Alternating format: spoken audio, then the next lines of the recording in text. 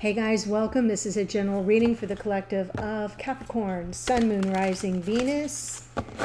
Well, this is a specific reading for the Pluto transit out of Capricorn and into Aquarius, which occurred on March 23rd. This particular transit has not occurred since the 18th century, so it's pretty impactful. Pluto takes roughly, ballparking it here, roughly 20 years to move through a sign, roughly 240 years to get around the sun. So the last time Pluto was in Aquarius, we had the French Revolution, I think the 1777, 1778, the American War of Independence, the rise of classical music, the development of the first theories about black holes out in space. So we come all the way around from then, and the world looks pretty different technologically, musically. We have, a much bigger digital footprint around the globe now. So Aquarius is always about innovation, ideas, unique approaches to scientific problems. That archetype, though, also comes with some freedom-loving, some rebel-rousing. Aquarius marches to the beat of their own drum as a sign, right? As just a general archetype, wanting to get beyond the predictability of the known universe that we refer to as reality. They're always looking beyond for the hidden signs. Very humanitarian focused, very much attentive to the collective. Aquarius rules the 11th house of the collective, of groups, friend groups, social networks, social media, all of that. So having Pluto move into Aquarius and sit, he's going to hover at this 0-degree point for quite some time. Because he moves so slow, right? So he'll sit at 0 degrees of Aquarius. He'll turn retrograde in May. I don't remember the date. In May, he turns retrograde, but it takes him another month to get back into Capricorn, which will occur on June 11th. So this reading is from March 23rd to June 11th. And while Pluto is more speaking to the global consciousness and impacts us as a collective, I do read for relationships. We are souls having a human experience. So you've been asking me for transit readings, and this is one. Let's see. The archetype of Pluto, let's talk about him for a second, represents how you transform and regenerate, right? Pluto kind of brings things crashing down, things that aren't stable, things that aren't sustainable, things that don't fit modernity, things that sort of have outlived their usefulness, and I'm thinking patriarchy, right? Kind of gets wiped out. And then we have the beautiful aspect of Pluto, which is renewal and rebirth. Think of the Judgment card in Tarot. The Judgment card shows the archangel, right? Rising the sinners up from their graves and giving them a second chance at life. They have to answer that call, though, correct? So with Pluto, we have to answer the call after the destruction of second chances, of forgiveness, of redemption. Really powerful archetype. He is referred to as the Lord of the Underworld because he kind of lords over everything beneath the surface. But again, we can rise from those ashes if we so choose. So,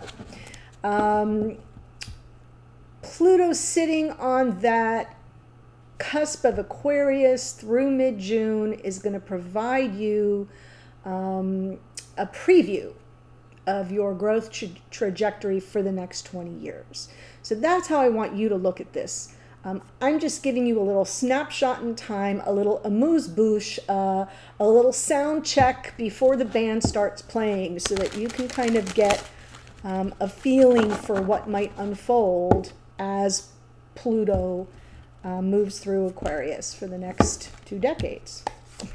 Well, Capricorn, Okay, so slow and steady wins the race. We come into this reading with an overall energy of the Knight of Pentacles. The Knight of Pentacles is about moving forward consciously.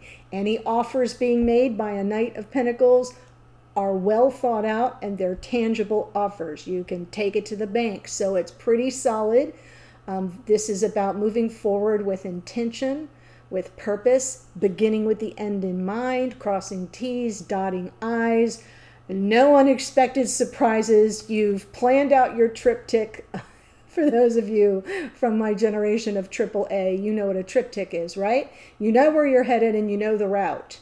You also proceed with caution whenever the Knight of Pentacles is around. So that's really interesting. Moving forward slowly. So the first row of cards I'm picking here are the Aquarian influence of this transit. The second row is Pluto's influence from this transit. Third row, we're looking at your connection overall. Well, there's Pluto right there. There is the Judgment card as I described it to you. Wow, forgiveness, second chances, redemption, reunion. Six of Pentacles on the bottom there. I pull this card from the bottom, but sometimes when I get through pulling the cards, it's interesting that there's something here that hasn't been very reciprocal. I'm feeling like that's part of an issue, and that's why you're proceeding with caution. So if we look at the past, the first two rows, I'm looking past, present, future. King of Wands could have been, this could be someone who, you know, lots of chemistry, lots of passion. This is, you know, somewhat of an ardent lover. This is somebody who can be very clear about what they want and that their readiness to claim love, passion in the moment. King of Wands can also be an unavailable lover, meaning they're available when they tell you they're available. They're not always available. It's kind of conditional. And the reason why I'm saying that is because where you are right now is feeling a little defeated. Feeling a little defeated, notice King of Wands back is to this Five of Swords, and I feel like you're in that phase where they've kind of pulled back their energy from you, so are coming through unavailable. But going forward, there will be a choice to be made. The Two of Cups, twos are always about choice, but the Two of Cups is a beautiful card. It is about soulmates. It is about a soul bond, and I feel like right now you're kind of defeated, but going forward, you know, things could change. There could be a choice to be made. Here in Pluto's row in the past, Wheel of Fortune, I feel like you kind of felt like you were dealt a difficult hand, and I'll tell you why. Yeah, a bit of heartache here around this King of Wands. And the King of Wands can be, you know, the person you're here to watch about. It could be the Capricornian. It could be, if you're here as a Capricorn watching, you know, if you're here as another sign watching for Capricorn, it could be them. It just feels like this person has been elusive, that they haven't claimed the love. And then on some level, there's been this energy of, well, I'm just fated for heartache. I'm fated for heartbreak. It's, you know, fate in a negative context here.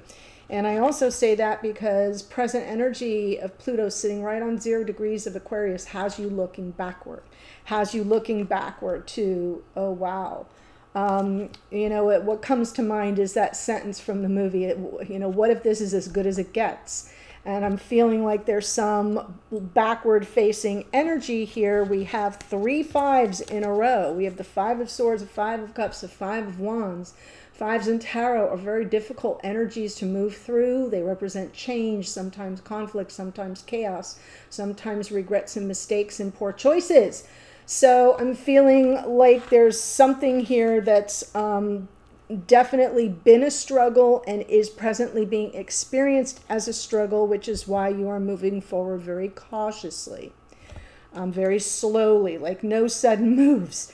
Going forward, this is interesting, the Eight of Swords. So we'll see in the clarifiers if it's coming through upright or reverse, but generally the theme of the Eight of Swords is getting up into your head a bit, feeling kind of stuck because You might have made a choice or decision, but then you second guess yourself. You might have made this choice or decision, and then you're filled with doubt about how it might turn out. So sometimes this Eight of Swords is a product of overthinking, getting stuck in the details, in the weeds of your thoughts, and not dropping into your heart. If you notice, her next best step forward puts her right into a puddle in tarot, water, you know, cups energy. It's feelings and emotions. And so I think you may be headed for a phase of overthinking and trying to think your way through instead of feel your way through.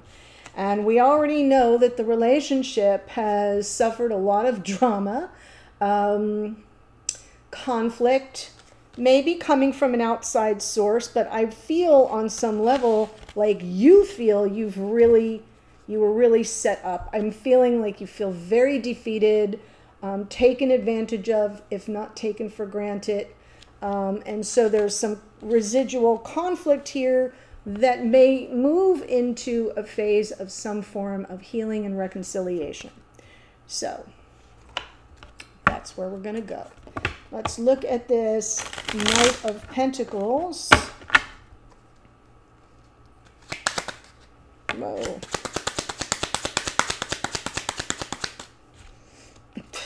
Yeah, damn right. Moving forward slowly and cautiously. Absolutely. So I think you feel very betrayed by your King of Wands here. Past life soulmate, Six of Cups, somebody you trusted, someone you feel is a soulmate, could be twin flame energy as well. So you're proceeding very cautiously here because you've been duped before. You may even feel like you trusted when you shouldn't have. You might have regrets about that. So let's look at this King of Wands and the Five of Swords.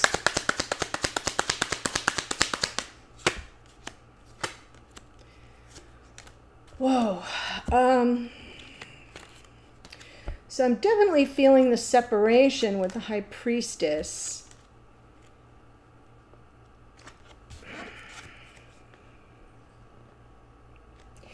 And also, the High Priestess is also taking in some energy about the path forward, because the Eight of Cups underneath, for those who are new, hi and welcome.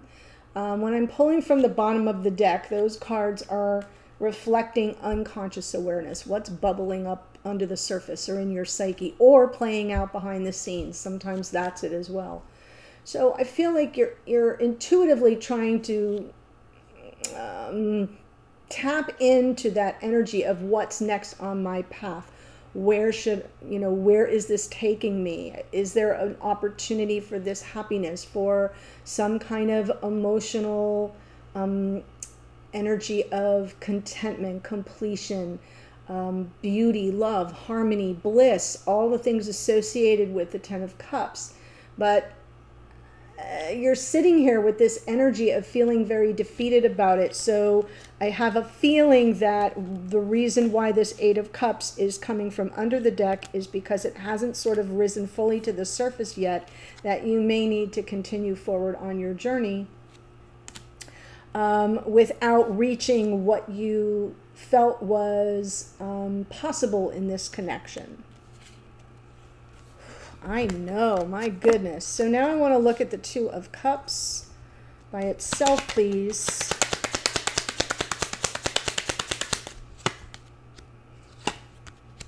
Wow. Well, energetically, the devil is Capricorn. So I'm just saying, sometimes it just shows up as your own energy because it's associated with the sign of Capricorn. Doesn't have to be anything more than that. But the fact that we have the devil and the Three of Cups together on the Two of Cups with the Ace of Cups underneath suggests that this is the choice. Am I dealing with a true soulmate, or is this a karmic partner? Is this the love of a lifetime, or am I being roped into something that is out of alignment with my objectives, with my desire for the happily ever after of a conventional committed relationship, no third party stuff, you know, and I'm seeing that you may already be aware that there's something nefarious afoot. I don't always feel that about the Seven of Swords. In fact, most of the time I don't get that from the Seven of Swords. I get it more from the Five of Swords, quite frankly. But in this case, I am feeling that there's something here that feels like you've been kind of tied to this person in a negatively karmic way. It has brought you pain, disappointment, regret, sadness, heartache, aggravation, trauma. Holy henna. Like, not great. But I definitely feel that coming down the pike in the next couple of months, you're going to be forced with making that choice. Or, not forced, confronted with the realities of that choice. Okay. So we're going to look here at the Wheel of Fortune and the Five of Cups. By the way, all of the readings from this series of readings have been difficult because, like I said, Pluto is the great destroyer. And then he's known for, you know, rebirthing, okay? But things that don't serve you, if we don't release them on our own, here's what's really important. It's kind of like the Tower. If we are getting messages over and over again, if our instincts, if our intuition, if the signs and symbols and synchronicities are saying, yeah, this is not it, this is not what you have, is not what you want, and if we don't take the action ourselves to make the necessary changes to move forward on our path, to clear the path of things that are no longer in alignment and don't serve us, if we don't do that voluntarily, the cosmos kind of takes care of it for us. And that's why it lands with the kind of thud that the Tower lands with. So I am feeling both Uranus, which is the planet that rules Aquarius, and expect the unexpected, right? It's sort of a shock and awe energy, and Pluto moving in to Aquarius takes on the disposition of that ruling planet of Uranus. So Pluto's destruction kind of does come out of the blue and will for the next 20 years or so. So I feel something shifting for you here. I feel you will be faced with the need to make choices that take you away from something you know on some level is not good for you. But I digress. Right? I think you're moving forward very slowly, very methodically, very deliberately, very cautiously, because you're completely confused. Like, I don't know what's up from down. Is, you know, is the wheel moving in my favor? Is this my fate? To just kind of be sitting here with all this negative energy. Notice that we have the Queen of Wands to the King of Wands. We've got a lot of passion in this connection, and that may be part of the problem. Is passion isn't necessarily love. And I'm getting the impression that your awareness of, well, the chemistry may be awesome, and when we're together, things are really good. But when we're not, there's just no trust. There's this sense, and possibly even proof, that I'm not dealing with a life partner. I'm not dealing with a true soulmate. That I'm dealing with something that's roping me in to some other energy that doesn't bring out the best in me, that doesn't serve me well. Do you see where I'm going here? Oh my goodness. So Five of Cups now with the Eight of Swords.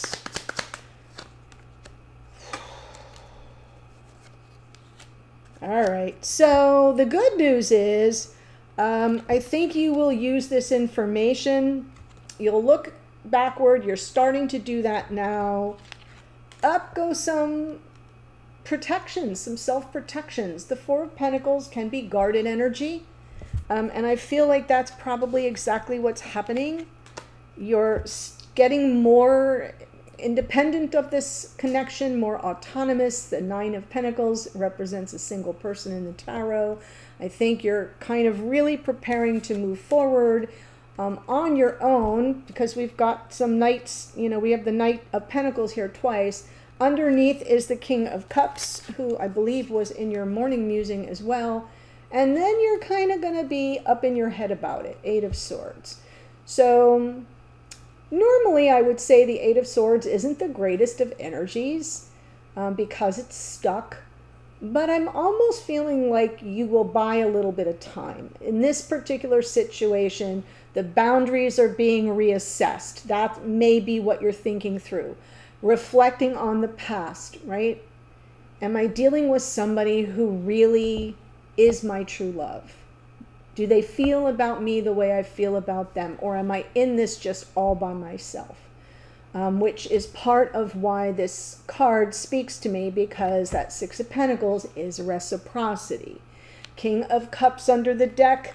Maybe that in unconscious awareness, you're like, I don't really know how this person truly feels about me. I know how they act, right? I know how they physically approach me, but I don't know how they truly feel deep in their heart. Or at least it will be a question you'll be asking yourself. So I'm not seeing the Eight of Swords as a negative. I'm seeing it as you move through this transit, or this transit moves through areas of your chart that get impacted. Find 0 degrees of Aquarius. That's the little pie, the little house, that the area of life that will be most impacted. But I feel like you kind of stop and really take note of where, how you've moved through this connection, past, present, future. And so maybe the Eight of Swords is a good place to be. Because what I'm seeing down here with the Three of Swords and the Five of Wands,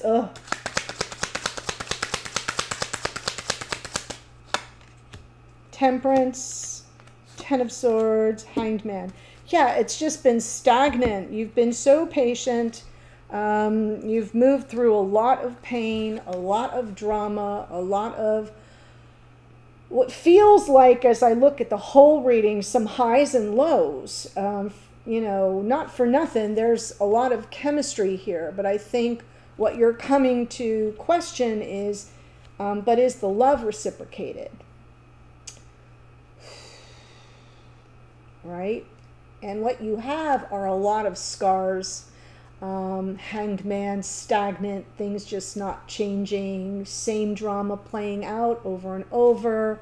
Temperance, being as patient as you can, trying to transmute this difficult energy into something more joyful and beautiful and harmonious and loving, right? But what you get is not that. So let's go ahead and look at Judgment going forward.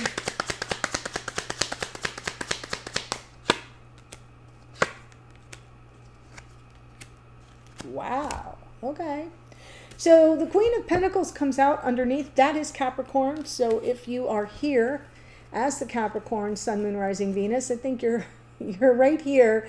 The back of your mind and your unconscious awareness, you're like, I'm good. I know I'm always going to land on my feet, right? Like Queen of Pentacles. I know how to take care of myself. I'll get everything together.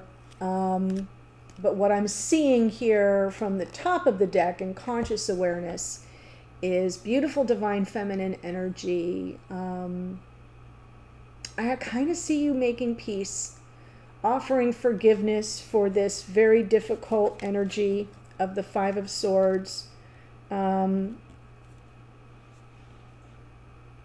I do see forgiveness. I don't see reconciliation. There might be a temporary moment of reconciliation, meaning an opportunity to answer the call. It's a crossroads moment.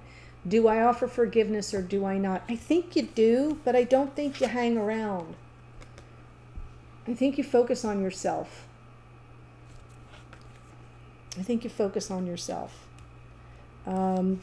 These two cards to me speak very strongly to your independence, to your ability to manifest what it is you desire in your life for yourself, your stability, better boundaries, Four of Pentacles, getting your life on track so that you can be an energetic match for someone who doesn't have to think twice, doesn't even have to question it, doesn't hesitate for a minute to claim what you have to offer. And that message came through also for Sagittarius. So if you have Sag in your chart or dealing with someone who has Sag in their chart, you may want to watch that reading, because I think that was the sign that that same message came through. Anyway, not the easiest of readings. Let me give you the astrology. We have the Knight of Pentacles is out twice. That is Virgo. We've got the King of Wands out twice. That is Leo. High Priestess is Pisces. Devil is Capricorn. Wheel of Fortune is Sagittarius. That's actually a card of Jupiter. Queen of Wands is Aries. Nine of Pentacles is Virgo. King of Cups is Scorpio. Temperance is Sagittarius. Hanged Man is Pisces. Judgment, as I told you, is actually Pluto. Rules Scorpio. Empress is Venus, Taurus, and Libra. And the Queen of Pentacles is Capricorn. So that's what I have for you here. If you want to get a little peek in the door of what your King of Wands here may go through in the next couple of months, there's a link in the description box below, and it will take you to the extended. And so the reading is just as thorough as this. I look at the Aquarian influences on them, the Plutonian influences on them. Their third row, however, will be a little different. I will be looking at their intentions toward you and the connection, and I will close out with some oracle. So that's what I have for you. The link's below. Let's explore. I'll see you there in a second. Bye for now.